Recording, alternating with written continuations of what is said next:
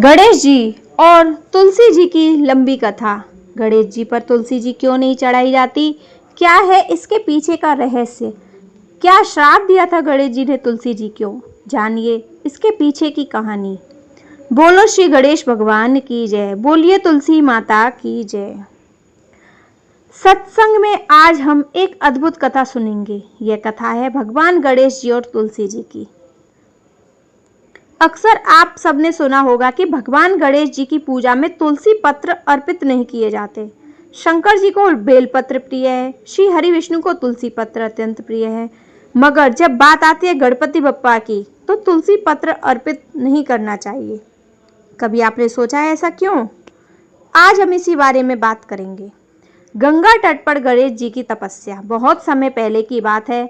बाल स्वरूप में गणेश जी अपनी माता पिता के आशीर्वाद से गंगा जी के पावन तट पर गहन तपस्या कर रहे थे। उनका पूरा मन भगवान शिव और माता पार्वती की भक्ति में लीन था।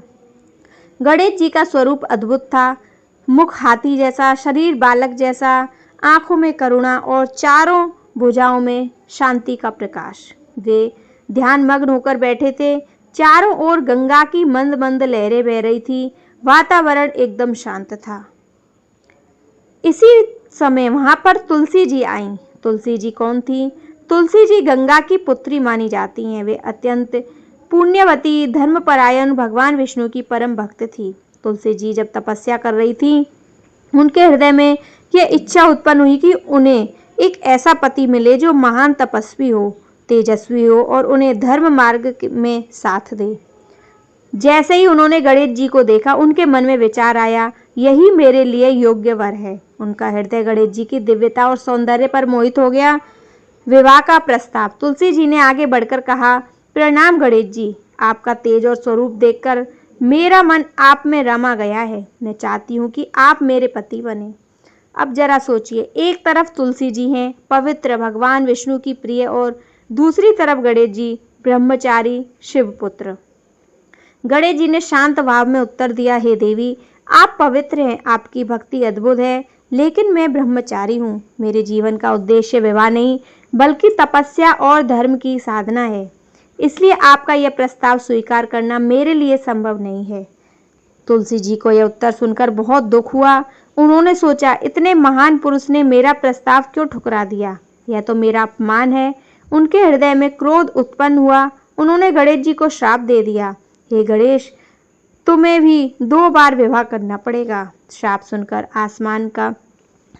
आसपास का वातावरण भारी हो गया। गणेश जी का उत्तर और तुलसी जी को श्राप।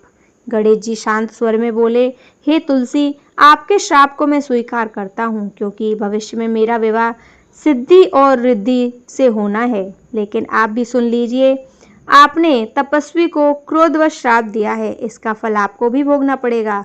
आपका विवाह एक असुर से होगा, उसका नाम शंखचूर्ण होगा। फिर उसके बाद आप वृक्ष के रूप में परिवर्तित हो जाएंगी। आपको समस्त देवताओं की पूजा में तो स्थान मिलेगा। भगवान विष्णु आपको अत्यंत प्रिय मानेंगे, लेकिन मेरे पूजन में आपको कोई स्थान नहीं मिलेगा। कभी भी मेरे पूजन में तुलसी पत्र नहीं चढ़ाया जाएगा। इतना कहकर गणेश जी पुनः ध्यान स्थल हो गए। काल चक्र चलता रहा। तुलसी जी का विवाह असुर शंखचूड़ से हुआ। शंखचूड़ अत्यंत पराक्रमी और दैत्यराज थे। उनकी तपस्या और धर्मनिष्ठा के कारण उन्हें अद्भुत वरदान मिले थे। लेकिन काल के नियम अनुसार एक समय आया जब भगवान शिव और विष्णु ने उनका वध किया।